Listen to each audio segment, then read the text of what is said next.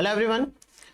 हमारी बॉडी के अंदर टी सेल के डेवलपमेंट के लिए एक थ्योरी दी जाती है जिसे कहते हैं टू सिग्नल थ्योरी।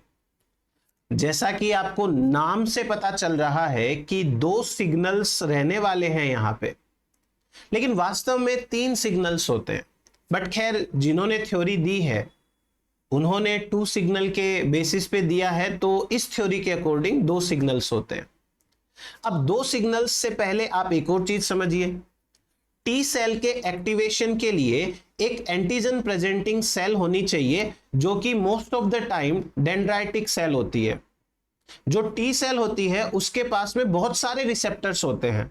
एक रिसेप्टर होता है टी सेल रिसेप्टर जिसे टीसीआर कहते हैं, और इसके साथ में और बहुत सारे पॉलीपेप्टाइड चेन्स होते हैं एज रिसेप्टर, सबको मिला के CD3 बोलते हैं। यह है मेन रिसेप्टर।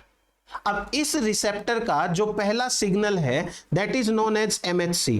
ये है सिग्नल 1 TCR और MHC के बीच में। MHC के पास में एंटीजन है, हो सकता है ये MHC 1 है या 2 है। दूसरा सिग्नल क्या है?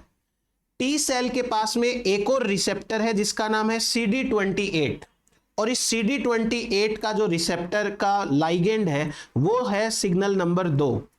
ये CD80 या CD86 हो सकता है, जिसको B7 भी बोलते हैं। और तीसरा जो वेरी वेरी इंपॉर्टेंट टाइप का है दैट इज इंटरल्यूकिन्स।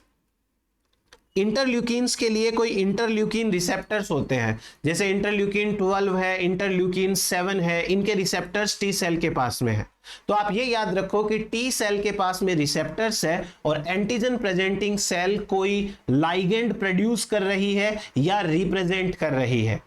और दो सिग्नल कौन कौन से हैं? TCR और MHC पहला सिग्नल है, CD28 और जो B7 है वो दूसरा सिग्नल है।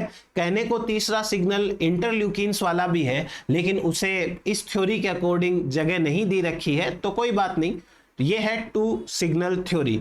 और अब डिटेल आपको पता है कहां मिलेगा लेक्चर? YouTube के ऊपर आज रात को 8 बजे टी सेल का एक्टिवेशन।